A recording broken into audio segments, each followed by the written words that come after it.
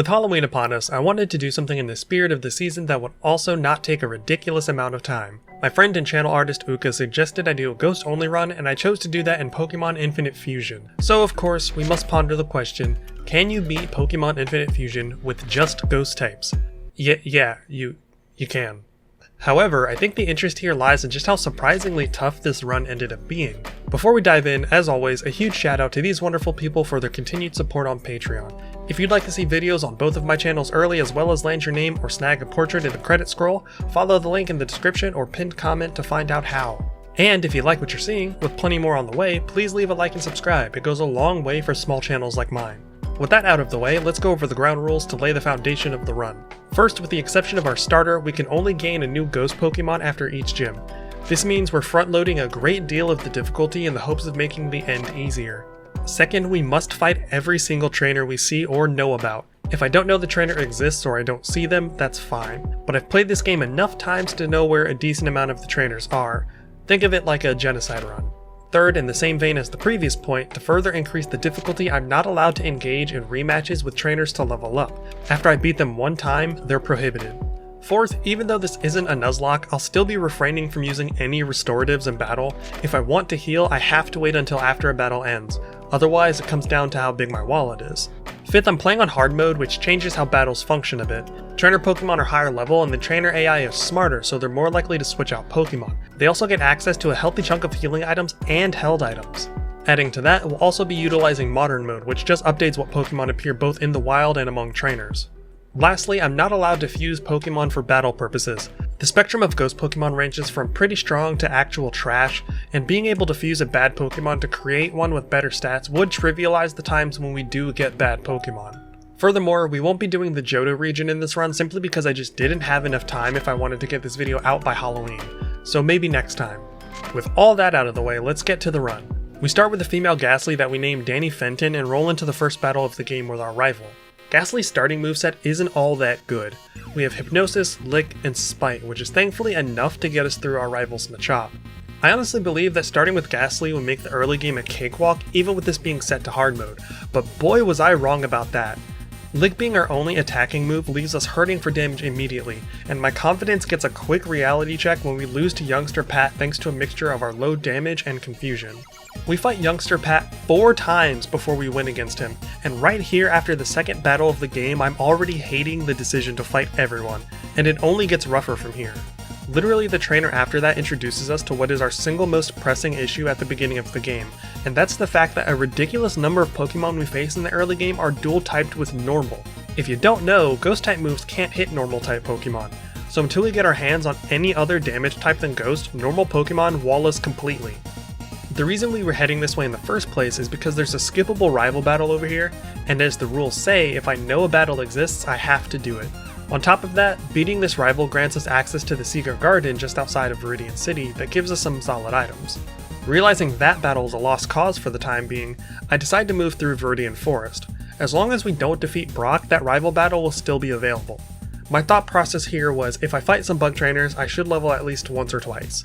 I don't know Ghastly's move list, so I was just hoping to luck into something other than a ghost type move. Unfortunately, the first trainer we go up against is a youngster with a Teddiursa Phanpy combo, which means we can't hit it. I'm starting to get extremely worried at this point since a pattern is starting to emerge, but decide to just head deeper into the forest and face the other trainers. The first Pokemon that comes out is a Ralts Chikorita combo, so I was like, cool, an actual battle I can participate in. We put it to sleep and use Lick to knock it out, but then we're faced with a Bidoof Spinarak combo and I let out the loudest groan because I knew what that meant. The battle is basically over, and unfortunately you have to beat this trainer to proceed deeper into the forest. And after that, he still has an Igglybuff Paris combo to further make my life hell. I have no choice but to run around in the tall grass and level up in the hopes of gaining a useful move that we can use against normal type Pokemon. At level 12 we get Curse, which is a move I've never used myself, so I wasn't sure how it worked. It was seeing basically no success since we had no damage to supplement it with, and the better AI of trainers meant that there was a good chance they'd switch out the cursed Pokemon. I doubled back to battle the youngster west of Viridian, and with the help of Curse and Hypnosis we get past his normal Pokemon where the Clefable Manti combo is an easy win. The rival battle isn't exempt from the annoyance either. He sends out a Shinx, which I'm more than happy to battle, but after a successful Hypnosis, he switches it out with an Eevee. We don't have a choice but to use Curse here. but I've started giving Ghastly Aura and Berries to offset the HP we sacrifice for Curse. Curse carries us through Eevee, and Shinx only appears capable of Leer and Tackle. Since Tackle is a normal move, it can't hit us, so that limitation does thankfully go both ways. But we're still in a jam. We can't deal with the bug catcher in the forest, and we don't have the necessary means to pull off Curse multiple times in a prolonged battle since we aren't using healing items in battle. So it's back to grinding in the grass until level 15, where we get Nightshade, an attack that does damage equal to your level, but it is still a ghost move.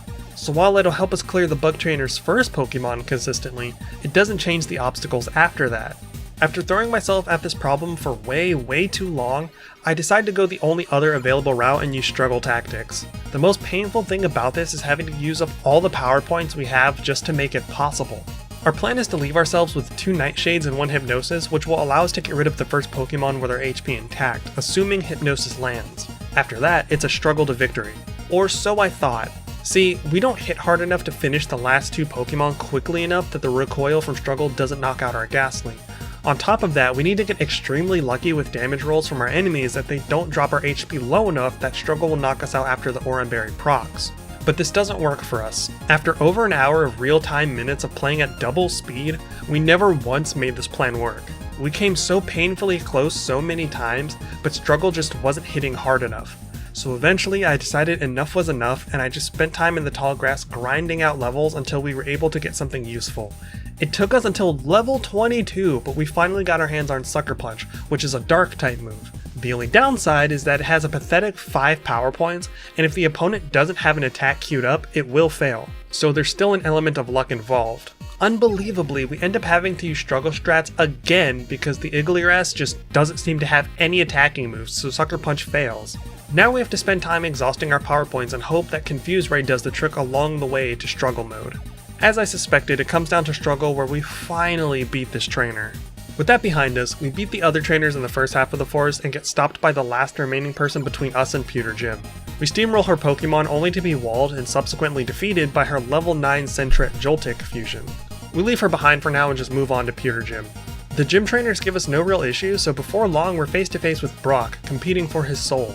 Unlike the other Pokemon games, you can only take a select number of Pokemon into a gym, with that number being determined by how many Pokemon the leader is using. In Brock's case, it doesn't matter since we only have 1 Pokemon anyway versus his 2. The first to come out is a Psyduck Aeron fusion, followed by a Mime Jr. Steelix combo. Given just how far above his Pokemon we are, and the fact that we can actually face them head on without any weird strategies, we make easy work of Brock and claim his soul as our own, forcing him to join our team in the form of Oogie Boogie, the Duskull. Before he manifests on our team, we do return to Viridian Forest to finally defeat that remaining trainer with Confuse Ray strats. It was long and tedious, but we do finally clear the first section of the game. The path to Mount Moon is a bunch of similar stories of us having to use Confuse Ray and struggle strats, so I won't bore you with those details. But that's honestly what makes the early section of the game so hard, and what makes Ghost Pokemon so tricky to work with at times. To make matters worse, many of the pure Ghost types have similar move pools, and the number of TMs Ghost can learn that would give us some much needed type coverage is terribly limited. It won't be until we get our hands on dual type Ghosts that things will open up for us in specific ways, but for now, let's move on. Brock gives us Rock Smash to help us pursue Team Rocket through Mount Moon, but we don't have a Pokemon that can learn this attack, so we have to catch an HM Slave to use. If my Ghosts go down, I'll be forced to forfeit the battle since we can't use this extra Pokemon for combat. For now, we use Swinub, and we immediately find the TM for Venoshock, which Ghastly can actually learn, giving us a new avenue for taking out normal Pokemon. At 25, Ghastly evolves into Haunter, and we teach it Shadow Punch over Nightshade. To be honest, Mount Moon goes by without much incident until we get to the Super Nerd being held hostage by Team Rocket near the cave's exit. By this point, our Duskull has already fainted from the battle right before this one, so it's up to Haunter to make quick work of these Pokemon. Unfortunately for me, a combination of paralysis and Haunter hitting itself in confusion led to us losing this battle. On the second attempt, with Duskull in the fray, it's able to take out the first 2 Pokemon no problem, before we allow Haunter to clean up the things on the back end, securing our exit from Mount Moon and pushing us into Cerulean where we have 2 routes to take. We can either deal with Misty or deal with our rival. I opt to test my luck and head into the gym first. The initial swimmer is nothing to write home about, and I thought the same would be true of the second trainer right before Misty. The Swinub Axew fusion is taken out by Duskull, but then comes a Sneasel Gligar combo that takes out our Haunter with 2 feint attacks, so I settle in for potentially another annoying fight when I come back for round 2. Coming back in, the first thing we do is put Sneagar to sleep to buy us some time to get damage in before the feint attacks start getting launched. We're still 6 levels above this Pokemon, but the gap is certainly closing and it has me just a teensy bit concerned about Misty. The Sneaker wakes up after just one turn of being asleep, which happens frankly a disgusting amount of times over the course of this entire run, but we do learn that Venoshock is the way to go. Something I will freely admit is that I'm terrible with the type chart. Even more so in Infinite Fusion, where you actively have to think about what type of fusion is based on which Pokemon is the head and which one is the body. Misty presents a new problem for us in the sense that her first Pokemon, aside from being part normal type, is also holding an Icy Rock. This boosts the Baneri Glaceon fusion's Ice attack power. The Lapras Mantine fusion has got some bulk to it and is also holding a Citrus Berry to restore some HP when it gets low. Misty herself is also rocking a couple of super potions, so there's suddenly a ton to juggle and consider. The Bunceon also knows Bite, which is super effective against both of my Pokemon, so we don't want to see that come out, but we also have to hope that if she uses Ice Fang, it doesn't freeze. At first I just attack with Reckless Abandon, hoping to try and brute force my way through the battle, but I get put in my place pretty quickly. Since I'm forced to develop a strategy, I decide to use Thief with Duskull to steal the Icy Rock from Bunceon. That way I can at least lower the max damage value range of Ice Fang in the event it does come out. That pretty much becomes Duskull's entire job this fight, to steal Bunceon's held item. I make sure that Haunter isn't holding anything so that it can also use Thief against the Laptine to steal the Citrus Berry, which would greatly benefit me. I'm also hoping to get Misty to use her Super Potion on Bunceon so that we don't have to worry about it against Laptine, but that's about as luck-based as it gets, so I simply played according to plan and hope for good RNG. Our luck is pretty awful though, and Water Pulse confuses Haunter more times than I care to admit. There was one particular attempt that made me nearly scream because I had the victory in the bag, but for some reason my brain just did not register the obvious choice. Laptine had knocked out Haunter, and Duskull managed to tank a Water Pulse and hit it with Nightshade while it was already at low HP, but it didn't kill it.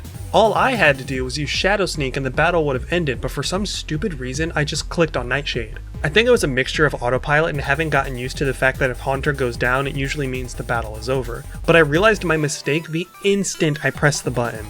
Now I'm tilted because I've been at this for well over an hour, but I hop right back in hoping to carve out a path to victory. Unlike previous battles, I lead with Haunter this time and go for Venoshock. To my surprise, Bunceon goes for Baby Doll Eyes, so we were practically given a freebie there. On my next turn, Misty uses her Super Potion and a couple of Venoshocks puts Bunceon out of business. Laptine is the wall here, so we stick to the plan and remove its ability to heal by stealing its berry. It does come back at us with the expected Water Pulse, but thankfully we don't get confused.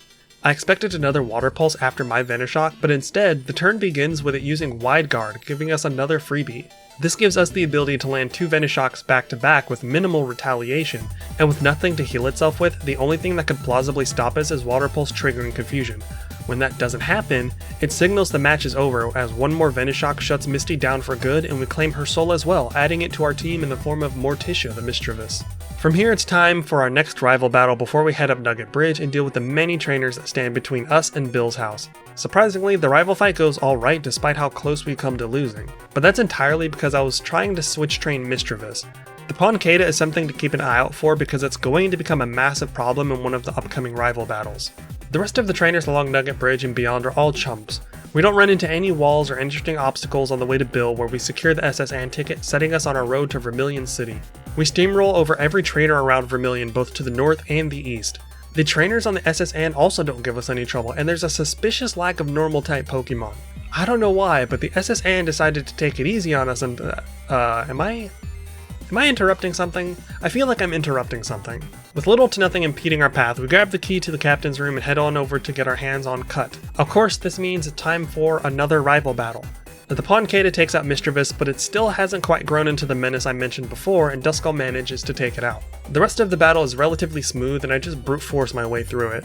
We collect the HM for Cut and proceed to the gym to face Surge. Well, first we have to catch a Pokemon that can use Cut, so we grab a Diglett. And while I'm at it, I do take the time to grab the shears from the old man on Route 2 so that we don't have to teach Cut to anyone ever again. Over the course of this playthrough, I do stop and collect a decent number of the key items that replace HMs, and I'll mention them as they pop up, including the pickaxe that replaces the HM for Rock Smash that you get in Vermilion City by helping some guy smash a bunch of rocks and get his pickaxe. Back to Vermilion Gym though. If I'm being completely honest, finding the locks to the staircase was tougher than the gym trainers, so we're going to move right into the Surge battle. At this stage in the game, Haunter is pretty much a sweeper. With so few Pokemon on our team, we don't have to spread the experience around too terribly much, which is why our growth is so high. But to keep things interesting, I do try to switch Pokemon out every time something new comes in, even though I have no idea what that'll be.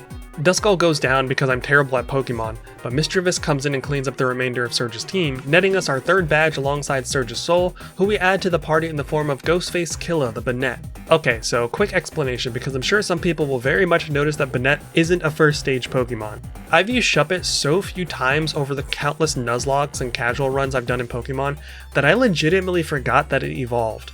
For some reason, I was positively convinced that it was a Pokemon that didn't evolve and Banette was its own Pokemon too. I was so confident, in fact, that I didn't bother to Google it. It was Uka that corrected me when I was already way too deep into the run to do anything about it, so oops. I spent the next hour and 20 minutes fighting all of the trainers in Rock Tunnel and along the way to Celadon. I remembered there was a side quest in Vermilion that asks you to retrieve some construction materials for a guy, and the people you retrieve them from challenge you to a battle, so I went ahead and did those before I forgot. Doing this side quest nets us the Rocky Helmet, which is a held item that essentially does thorns damage to an opponent if they make physical contact with our Pokemon. This does end up being pretty helpful at times, if even in small amounts.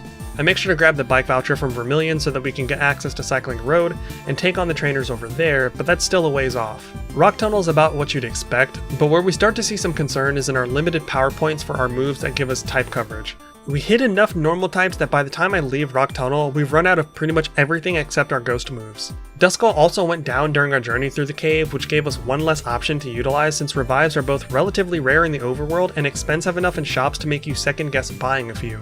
Before I head towards Celadon to beat the trainers on that route, I stop into Lavender Tower to face our rival since you need to trigger the rocket event here before you can proceed with the Celadon stuff. First we face his Lucot, which has Bite, doing a solid chunk of damage to us. Things like Bite and Crunch are among our many Achilles heels in this run. Thankfully we trigger an early Super Potion.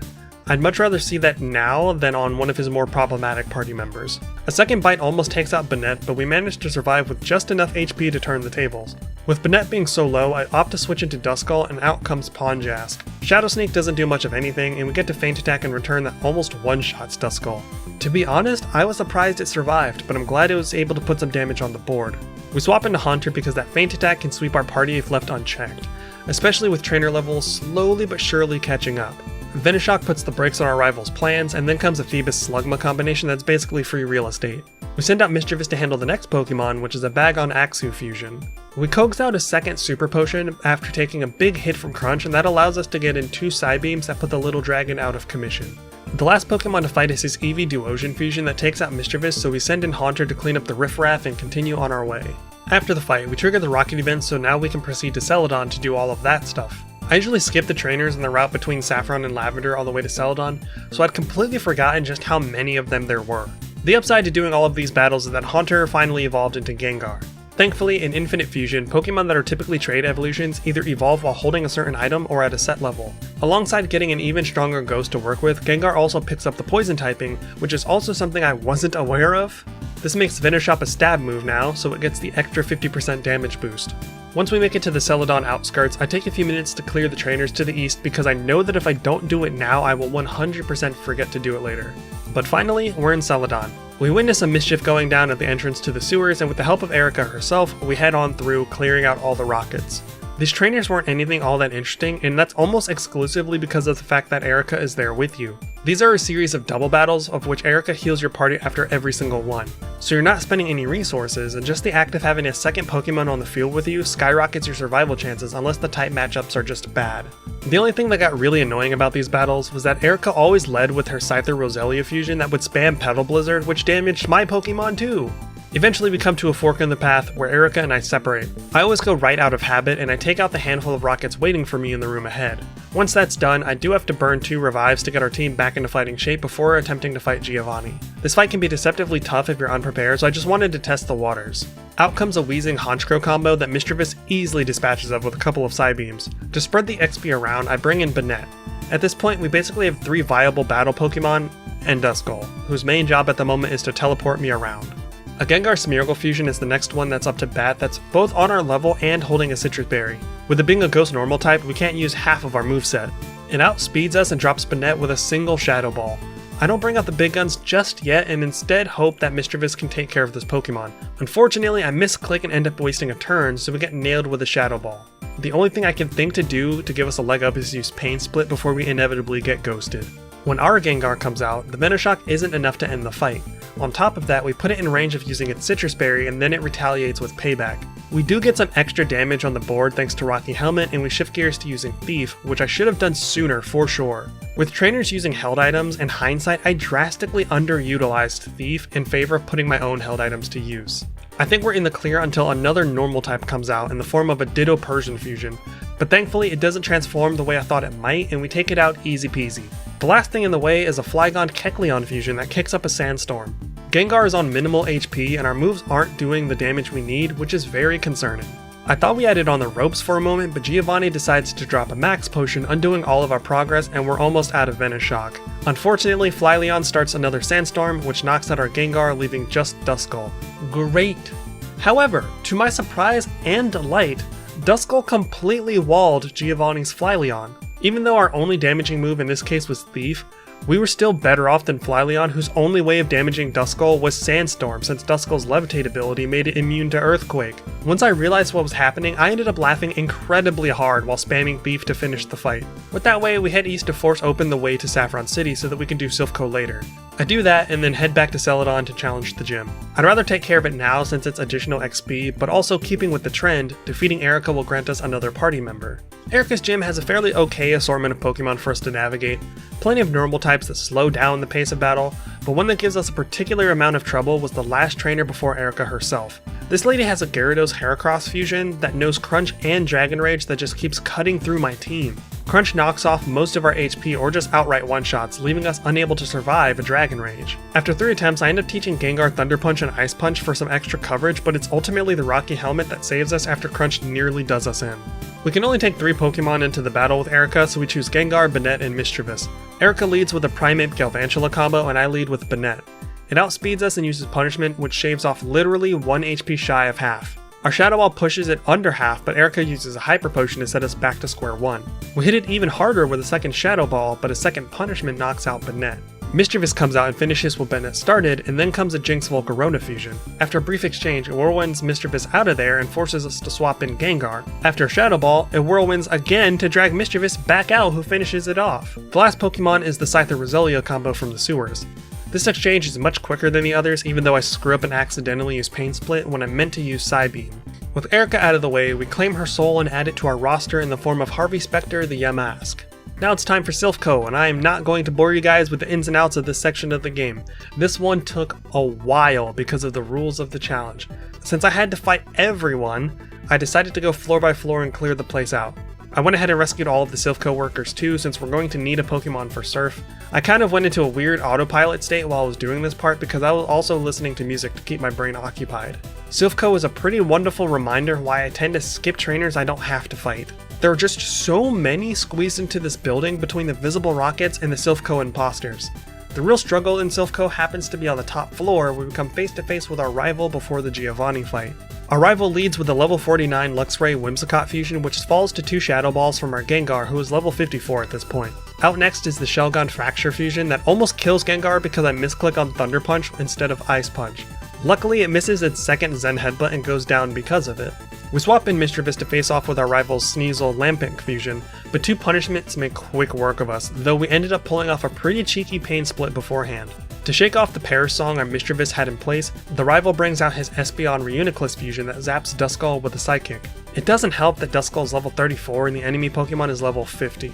The gap in levels has started to become a real problem for the Pokemon in the back half of our team, but we have a solution for that later. Unfortunately, Gengar just barely falls short of one-shotting the Esclanus, and I know that's pretty much a wipe at this point. We still have Banette, but it's level 44 and our rival still has 3 active Pokemon. Banette goes down to a punishment and that concludes that attempt. I take the time to deposit Lapras in the PC so that if our ghosts get wiped, we don't have to take the time to forfeit. I also save before the rival battle so that I can keep attempting it without losing all of my money. The second attempt goes way smoother for the first 3 Pokemon though. Gengar sweeps through them easily with its moveset. However, now it's time to return to the Pokemon I mentioned would be an issue, the Ponjask. It outspeeds our Gengar and uses Night Slash, which one-shots it from nearly full HP. And if it's faster than our Gengar, it's faster than our entire team. The mere presence of this one Pokemon completely stopped us in our tracks. After Gengar, it proceeds to just slaughter the rest of our team, and this suddenly had me very worried. There weren't any other available trainers for us to battle. Every other challenger that awaited us did so on the other side of this rival battle. So we were stuck here, trying to figure out how to make this work with the team we had. After attempt after attempt, we finally broke through the wall with a combination of luck and stubbornness. What we did was fight the rival enough times to bring Gengar up to 56. It cost us a pretty penny to level up like that, but it helped. Gengar destroys the Luxcott with Venoshock, and then uses Shadow Ball plus Ice Punch to more reliably two-shot the Shellshire. A couple of Venoshocks deal with the Sneon, and then comes the Ponjask again. Part of the reason I spent time leveling up at the expense of my wallet was to hopefully tip the scales back in our favor in terms of speed. If we could outspeed Ponjask, our chances of victory go way up. Thankfully, that grinding paid off and we do attack first. I don't know if we truly outsped Ponjask or if it's a speed tie that landed in our favor, but either way I'm very happy. With Ponjask safely dealt with, I bring in Mischievous to hopefully handle the rest with relative ease. The Esnaclus comes back out but also doesn't go down from a single Shadow Ball, but I also wasn't expecting it to. The rival switches it out with a Milotic Magcargo fusion that eats the Shadow Ball intended for Esnaclus, leaving it at just about half health at first, but it does get some of that back thanks to holding leftovers. A Hydro Pump puts us out of commission after a Pain Split and we bring Banette in. We get the special defense drop from Shadow Ball and manage to survive a Hydro Pump before finishing Magcargo with another Shadow Ball. That just leaves Esnaclus in our way, and even if Banette goes down, Gengar is definitely fast and strong enough to finish it off. I don't know why I sent in Duskull or Yamask here. I also don't know why I didn't use Thief to take leftovers off the table. I think I was getting anxious that this attempt might go up in flames right at the finish line, and I'd already been sitting here for over an hour doing this one fight. Thankfully I was right and Gengar obliterates Esnaclus with a single Shadow Ball, finally opening the door for the Giovanni fight. I'm not going to describe the Giovanni fight in detail, but I will just let it play out on the screen because it is so much easier than the rival fight was. Our heavy hitters do go down, but just like with Erica, simply having the rival there as support divides aggro and puts damage on the table. I genuinely thought I was going to lose this attempt, and it didn't bother me one bit because of the difference in difficulty between this battle and the one that happens literally right before it. By the time the battle ends, I'm using Protect with Yamask to just buy time until either the rival or my burn status takes out the last Pokemon. Once Silphco is done, I decided to just go ahead and wrap up our time in Saffron, which means we have two things left to do. First thing I do, which I actually did off screen, was go to the Goldenrod department store to buy a Duskstone to evolve Mischievous, truly cementing it as one of our powerhouses. We were able to travel to Goldenrod because there's a train station in the northwest corner of Saffron City. However, you can't access it to go there until after you've cleared Team Rocket out of Silphco and returned Saffron to normal. You can also get the teleporter in the basement of Goldenrod department store, but I think I'd do that a little later, so we'll get to that when we get to it. With the addition of our newly evolved Mismagius, fighting Dojo isn't much of an issue, although there are a couple of neat looking fusions in there. Naturally, we can't even take one of the free Pokemon at the end, but we still had to do the Dojo per my own rules. Next up is the gym, which I thought might be a bit of a cakewalk considering our roster of ghost types, and for the most part I was right. The prevalence of psychic type Pokemon was such a welcome breath of fresh air coming off the heels of that rival battle. There are a handful of Pokemon that end up being annoying, but overall I was cruising. The only thing that's annoying about Saffron Gym is just making sure you found every trainer. But once I was confident beyond a reasonable doubt that I cleared everyone, we step up to take on Sabrina. It's a 4-on-4 and Sabrina leads with a Ninetales Togekiss fusion and we lead with Mismagius. Unfortunately, the Ninetales is utilizing both the Drought ability and a powered up Flamethrower because of that. Nothing Gengar's Venoshock can't handle though. My confidence was answered with a Mimikyu Marowak fusion that ate our first attack thanks to the Disguise ability and one-shots Gengar with Shadow Claw. So I can already see where a problem lies in the event we lose the battle, which we do almost immediately afterward. Mimiwak uses Stomping Tantrum that one-shots Banette, leaving just Duskull who is grievously underleveled. On a subsequent attempt, Gengar gets taken out by the Ninetales thanks to a combination of the Confusion status and a Max Potion from Sabrina. Thankfully, Mismagius picks up the slack and not only snaps out of its confusion early, but also gets Sabrina to waste a second Max Potion before knocking Ninetales out, all without taking any damage in the exchange. I bring in Banette to knock off the Mimiwak's disguise, and it goes for Hone Claws instead of attacking, which is both good and bad. It goes for Play Rough and knocks out the Banette, but with disguise out of the way, Mismagius is able to come in and just one-shot it with Shadow Ball, only to then get one-shot itself by Iron Tail from a Steelix Clefable fusion. Once again, it's down to Duskull, so you know what that means. Another loss. Let's skip forward though. In our successful attempt, Gengar takes out the Ninetales and we end up playing pretty poorly, which leads to Banette and Mismagius going down, trying to trigger Mimiwak's disguise. I have no idea why I didn't just use Duskull's Shadow Sneak. That would have gotten the job done, but at this point I'd gotten so used to ignoring Duskull because it just can't hold its own that I overlooked a very obvious strategy. Gengar sweeps through the team and overcomes Stefable with Fire Punch that we overwrote Ice Punch with. The Stefable does nearly take Gengar out, leaving us at 11 HP when the Gardevoir Sylveon fusion comes out. We don't quite kill it in one go, and literally all Sabrina had to do to potentially end this attempt was attack. Instead, she goes for Future Sight, giving us free real estate to claim the victory and get the hell out of Saffron City. Once I was done with Saffron, Uka actually joined me in a Discord call, so I let her determine what ghost Pokemon we turned Sabrina's soul into, and she chose Rotom, who we nicknamed PT Geist. Having a Rotom gives us some much needed coverage, if even a little bit. It's finally time to handle Lavender Tower, which is quite a ways lower than our heaviest hitters in terms of level. But if this particular challenge has taught me anything, it's that the levels don't really matter when tight matchups are involved. Ghost Pokemon can certainly be glass cannons, but more often than not, they're just glass. Just like with Saffron Gym, Lavender Tower is smooth sailing since most of the fusions in here are part ghost type, and ghosts are weak to other ghosts for some reason. The Phantom at the stairs near the top floor pose no threat, and there aren't any rocket battles to be had here, and I don't know if that's because we did Saffron first, or if they were just removed in general. But because I honestly don't know the answer to that question, it actually ends up being okay that we skipped any rockets that may or may not have been here. Anywho, we get the Pokeflute and go deal with the first Snorlax, which I catch simply because I want to take the leftovers it's holding. With the Pokeflute in hand, we go down Cycling Road, but I actually skip every trainer for the time being except for one whose line of sight I run into. The purpose for this is to get to Fuchsia so we can go east out of the city to speak to the scientist that's going to help us solve our leveling problem with the Experience All key item. However, we haven't fused any Pokemon, let alone 20. So I go fuse Bidoof and Lapras together 20 times and then come back to get the item.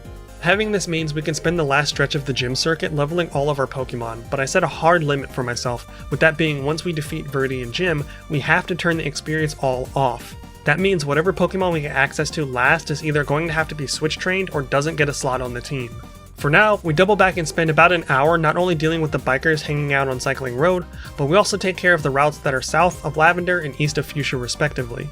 It already felt like there were a ton of bikers on Cycling Road, but holy cannoli, I felt like I'd been sitting there for days fighting every single available trainer. It's definitely good to be gorging our Pokemon on all of this experience to close the gap between the less appreciated ones and our all-stars as much as possible, but it was such a tedious task. Specifically because I don't typically play Pokemon games this thoroughly. By the time we'd handled every trainer in sight, our newer Pokemon were around level 50 and our OGs were hovering above and below the 60 mark.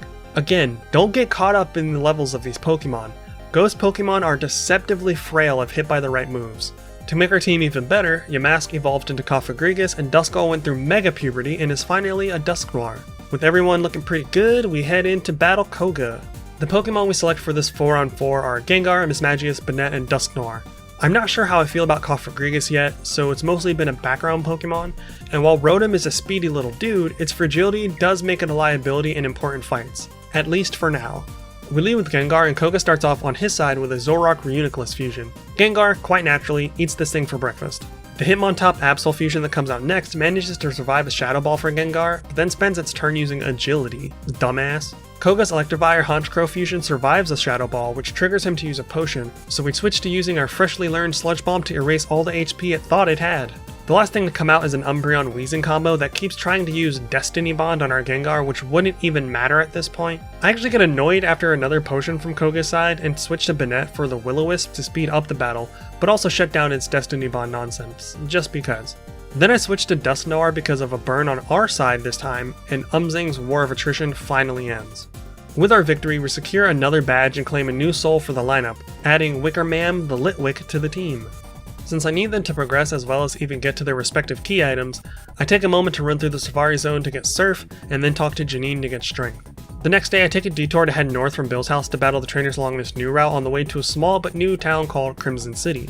For the purposes of our challenge, we know there's a trainer in the Crimson City Hotel that battles you, so we go on ahead and take her and her level 85 Bellsprout out.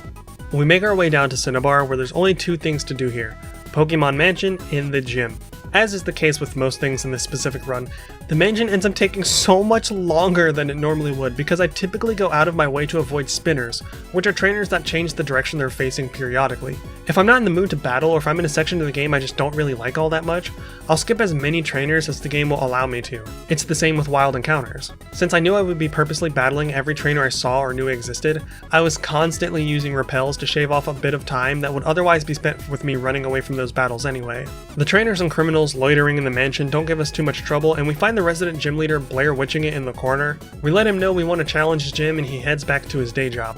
Blaine's gym is actually kind of amusing for me this time around because on a standard playthrough, you're typically trying to get the quiz questions correct so that you don't have to fight any of the trainers. But this time, I had to fail on purpose to make sure I fought every trainer. Some of the questions I had to stop and think about what the right answer was so that I could choose the wrong answers. I don't know why this tickled me so much, but I found it oddly engaging. Just like the past few gym challenges, we can only select 4 Pokemon to take in, so we grab our OGs. By this point, you should be able to guess what 4 we chose. The first to come out on Blaine's side is a Klinklang Mr. Mime fusion that actually looks kinda dope, but Gengar sends it to the Shadow Realm before it can even attempt to make a fuss. We pivot to Mismagius and Blaine sound a Blaziken Xatu fusion. Shadow Ball doesn't kill, hell it doesn't even drop it into the red surprisingly, but then the Blaze2 wastes its turn on Future Sight, so that's a freebie for our girl Morticia. We bring out Dusknoir for round 3 and Blaine sends an Exeggutor Octillery combo, which looking back is kinda weird for a fire gym leader. Dusknoir isn't doing the most damage to this thing, but between its active attacks and a Future Sight we set up, it takes the dub. Last to hit the scene is a Garchomp Gallade fusion, so we bring Gengar back out to handle business. We don't kill with the first Shadow Ball, but we do get the special defense drop. A Sludge Bomb after that ends the party for Blaine's entourage, and we walk away with our 7th badge and Blaine's Soul, who joins the roster in the form of Valkyrie the Honedge. Before we continue on our intended journey, we take the time to run a few errands. We spend a huge chunk of our money to grab the TM for Thunderbolt from the game corner to teach to Gengar, and we take quite a bit of time going through the sea routes around mainland Kanto to clear out all of the swimmers and fishermen that I'd normally ignore. It doesn't take nearly as long as some of the other routes, which is all I can ask for. Once we handle that, we push a guy's terrified Rhyhorn to the beach even though it's quite justifiably scared of water. Doing this earns us the key item that replaces strength. This one takes more time than it should because unlike a boulder, the Rhyhorn will periodically move in a random direction, so sometimes you'll be repositioning to move it in the direction you need to go only for it to move somewhere else. After that, if you go south of Fuchsia, you can challenge a guy to a race in the water, and if you win, he'll give you a surfboard to replace having to actively use a Pokemon for surfing. This one is annoying because in the second lap, if you make any mistake, you're probably going to have to start over. It took me 3 tries to get it done. With those 2 distractions out of the way, we head to Mount Pyre to deal with the Rockets again.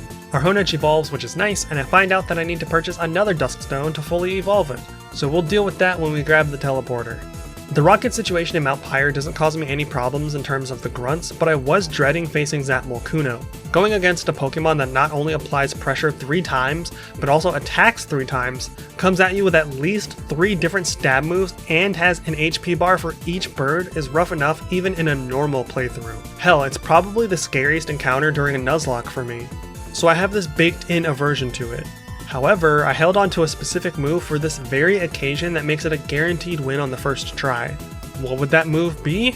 Perish Song. It's the sole reason I left it on Mismagius this entire time.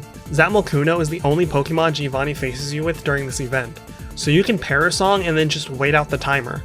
As long as you have more than 3 Pokemon, you're pretty much guaranteed to win. We completely ignore Moltres and head off to the islands we can access south of us and battle the trainers there, as well as using Heart Scales to teach a few special moves to some members of our team, like Parabolic Charge to Rotom, which heals it for half the damage it inflicts. From what I remember, we can't access the other islands until the Kanto postgame, so we go on ahead back to Viridian to square off with Giovanni one last time. The only thing of interest to occur among the gym trainers was this moment when our Doublade is facing off against a Hydreigon Miltank fusion that spams Dragon Rush, and the number of consecutive flinches this thing got on me is absolutely atrocious.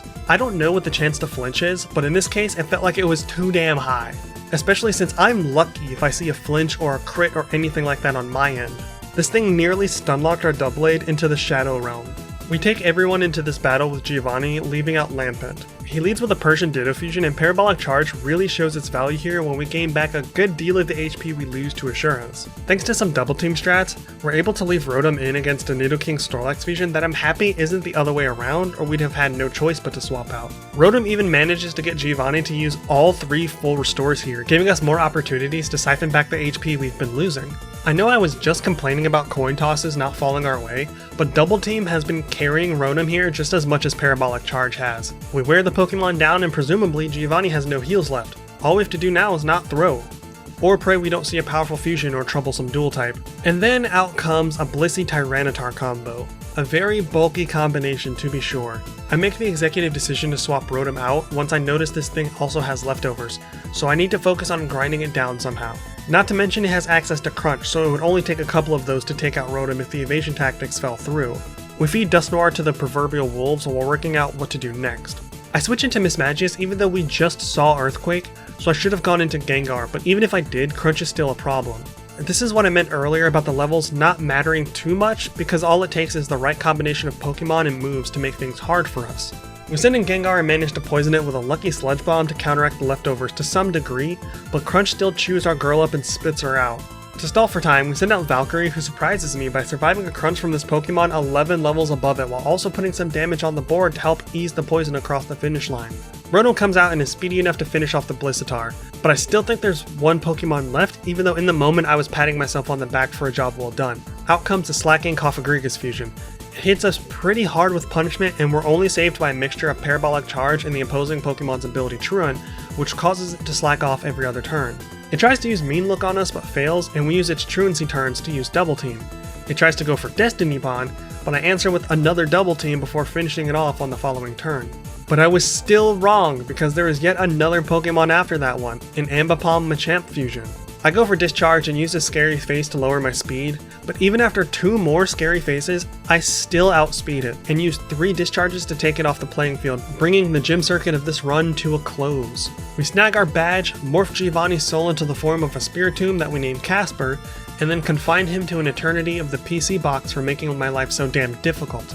Since I need to grab 2 more Dusk Stones anyway, I return to Goldenrod and go on ahead and get the teleporter from the department store basement.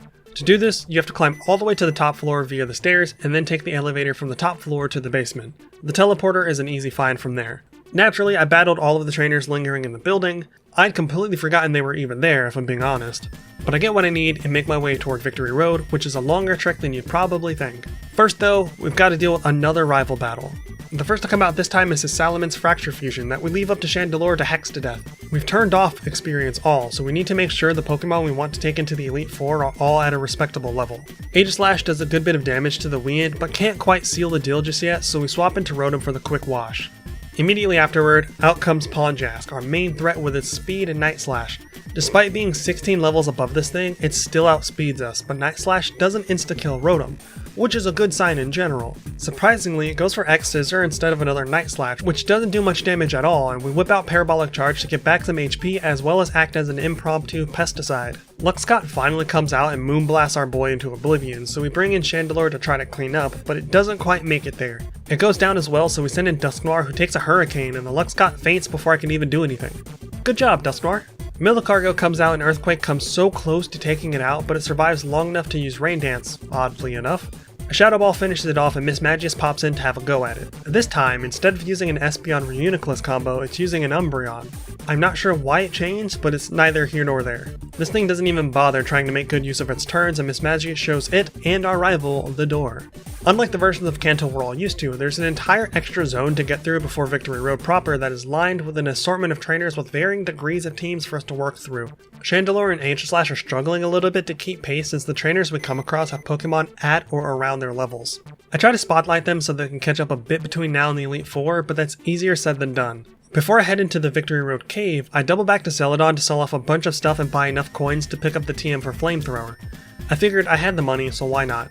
We grab some supplies too, revives, hyper potions, and max repels before continuing our journey.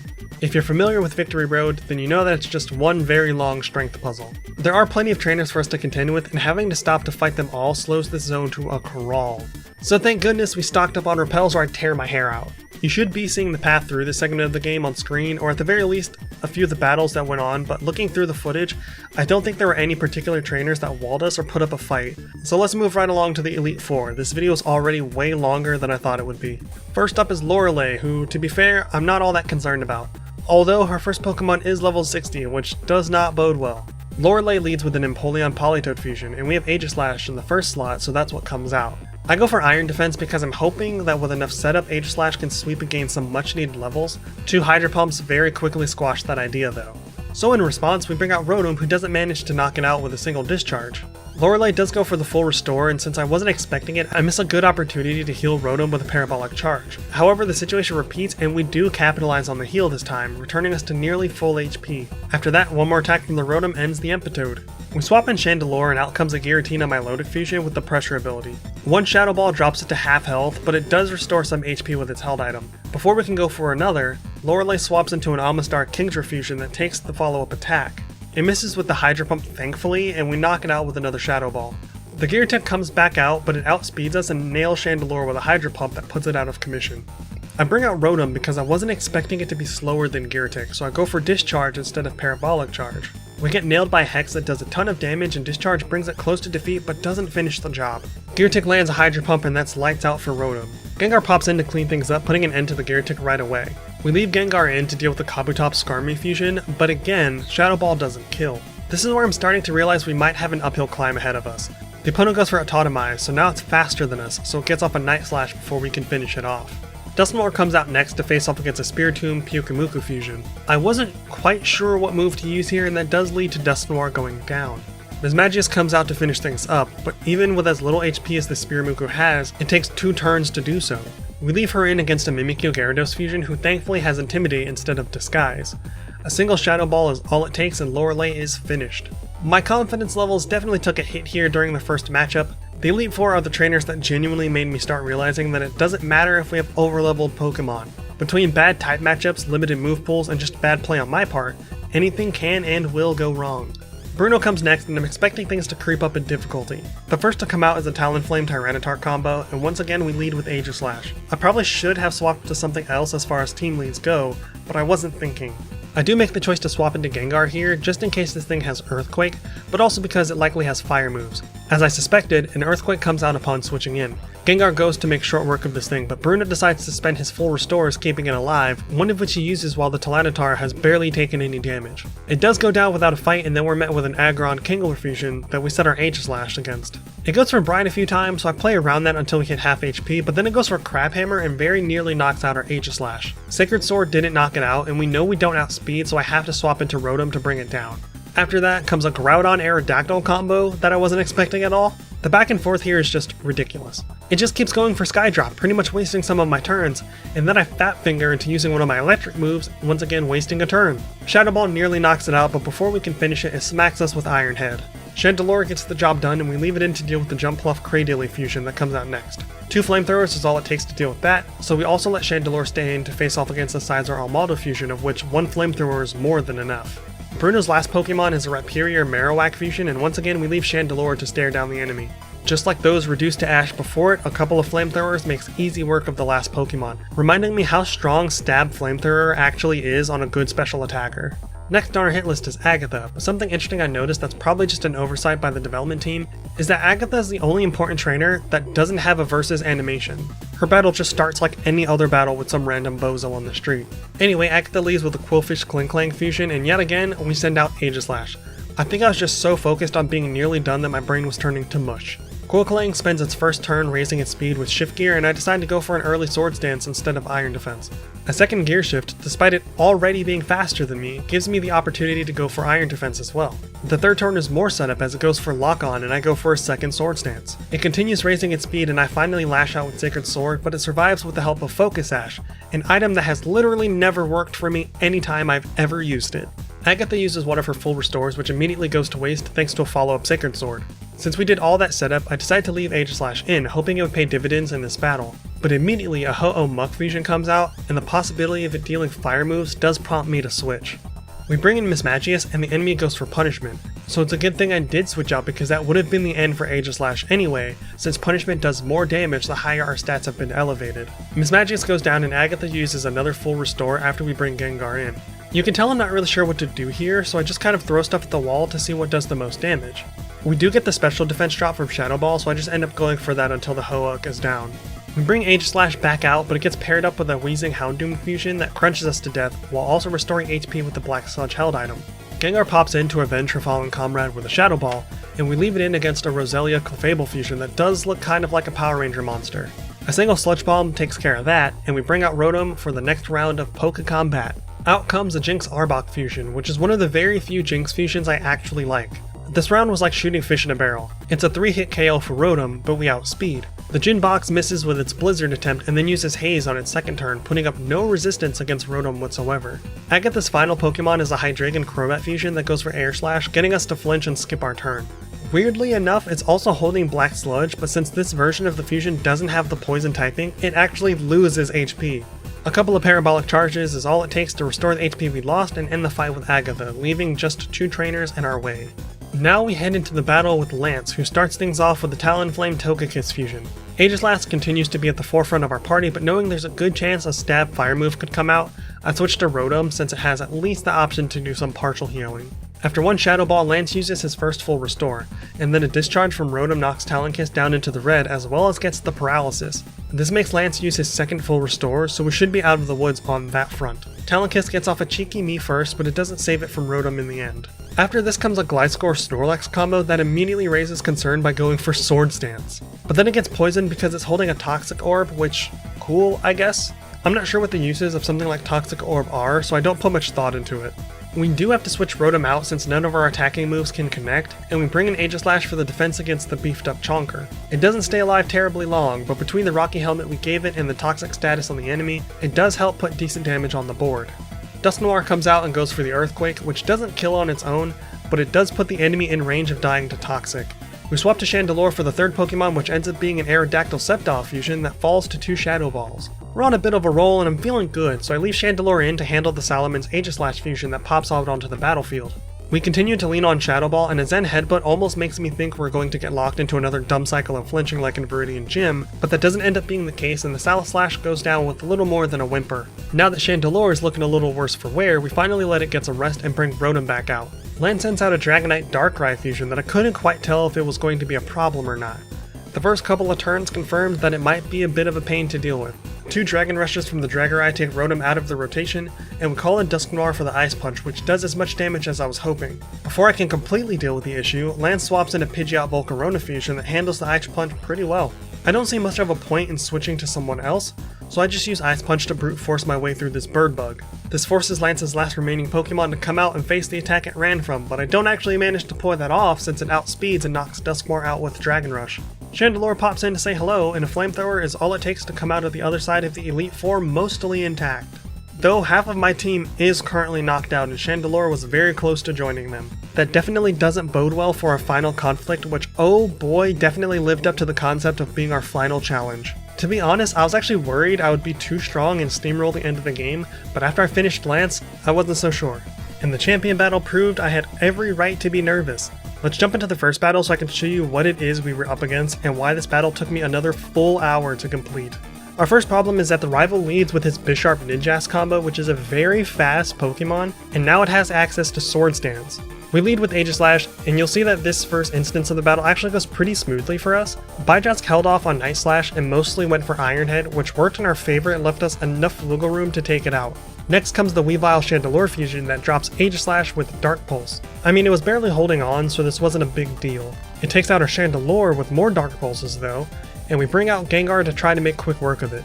We get lucky and the rival uses 3 full restores in a row, opening an avenue for us to destroy Wheeler with Sludge Bombs. But then, to my surprise, comes an Arceus Luxray combo. Rotom is unable to withstand the R-Ray's Wild Charge attack and goes down after 2. So we send in Dusknoir to go for Earthquake, which manages to get the job done without taking any damage from the enemy. As if things couldn't get any worse, our rival then sends out his own triple fusion, which is a Torterra, Infernape, and Polion combo. I'm completely unsure of what to do here, and it rampages right over Dusknoir with Flare Blitz. Mismagius comes out, but again, I'm kind of at a loss in terms of what the correct move is here. I go for Shadow Ball, which appears to be the right answer. The triple goes for Scald, which does very little damage and thankfully doesn't burn, so we're able to finish it with another Shadow Ball. Once this Pokemon falls, out comes the Salamon's Haxorus fusion. Shadow Ball doesn't quite push it to half health, but we do get the special defense drop. Unfortunately, Salaris goes for Outrage and puts an end to any momentum Mismagius could have helped us build. We're so close to winning, our rival only has this and one more Pokemon, but we only have Gengar left to rely on. I'm not sure why, but I go for Thunderbolt here and that costs us the battle. Salaris connects with Outrage and it's over. Now I should probably stress that while it might have seemed like this battle was super easy, we got insanely lucky in terms of enemy behavior. Our rival's team does not behave this nicely ever again, and plenty of our attempts end at the Arceus Luxray combo as well as the triple fusion. Hell, there are even attempts where we just don't make it past the combo of Bijask and Weelore. I was so frustrated because the finish line was right there. I could see it. I'd come so tantalizingly close to it on my first attempt, but now here I am over an hour later still trying to figure out a plan. Eventually, I take the time to memorize the order of which the rival sends out his Pokemon, then I match that up to my moveset to see which Pokemon are capable of capitalizing on weaknesses, and I went from there. So how did that work out? Well, we send in Rotom to deal with Bijask right out the gate. We know it'll be faster than us, so we go for a Parabolic Charge just in case, smacking off a huge chunk of its HP.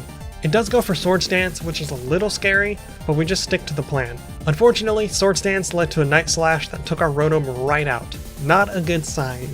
We bring in Gengar to finish things, but it does sustain damage from a boosted Iron Head before we go for Sludge Bomb. Knowing Weilor is coming out, we swap into Dusknoir for Earthquake that doesn't quite drop its HP far enough to provoke a full restore, unfortunately.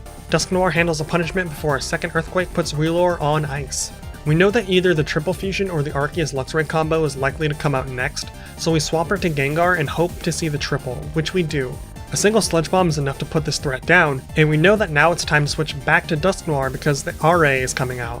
Even though it's faster than us, it thankfully goes for Electric Terrain, giving us a chance to get an Earthquake in, dropping it below half. Before the second Earthquake can defeat this particular threat, our rival swaps it out for the Salaris, who eats the attack with ease. While it wasn't ideal to leave the RA alive, we don't need to swap away from the Dusknoir to deal with the Dragon Fusion since we also have Ice Punch in our toolkit. Much to my dismay, Outrage knocks us out before we can even land our attack. I'm starting to get a little antsy since Dusknoir was our check for both of these Pokemon, but we've got to make do with what we have left. We bring in Aegislash to tank the Outrage, which procs some Thorns damage from Rocky Helmet. Now that Outrage is done, Salaris is confused and I'm praying for good RNG in that department. But the Salaris is holding a Lumberry and snaps right out of its confusion. I go for an Iron Defense and Salaris goes for Swords Dance, making it even more dangerous now.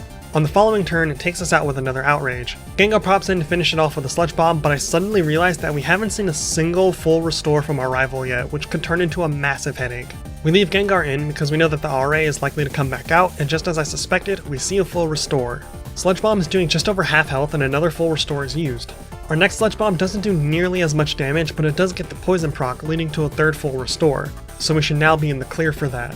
Our next couple of attacks whittle the enemy down and manages to inflict poison yet again, but a Wild Charge fully takes Gengar out. With Gengar out of play, my cause for concern has jumped up several levels.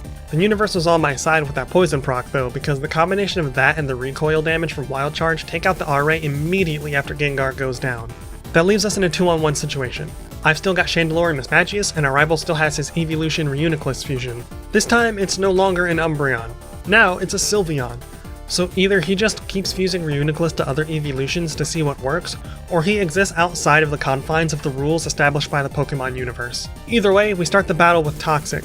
My logic here is that if we can keep Chandelure alive as long as possible to let Toxic work its magic, we've got this victory in the bag, pending any moves that clear status ailments. But while I'm doing my mental victory lap, the rival uses a fourth full restore. Out of pettiness, I go for another Toxic, even though I could just use Shadow Ball to end the battle. Unless he whips out some big dick Doomsday attack that one-shots Chandelure and Mismagius, it's finally over.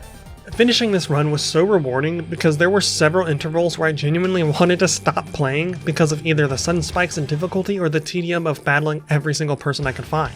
Just like the Forbidden Memories challenge, I was elated when this was over, but it also reminded me that I still have to finish a tougher challenge that I started working on before this one, and suddenly I'm dreading what's in store for me there. Hopefully you guys won't have to wait too long for that one.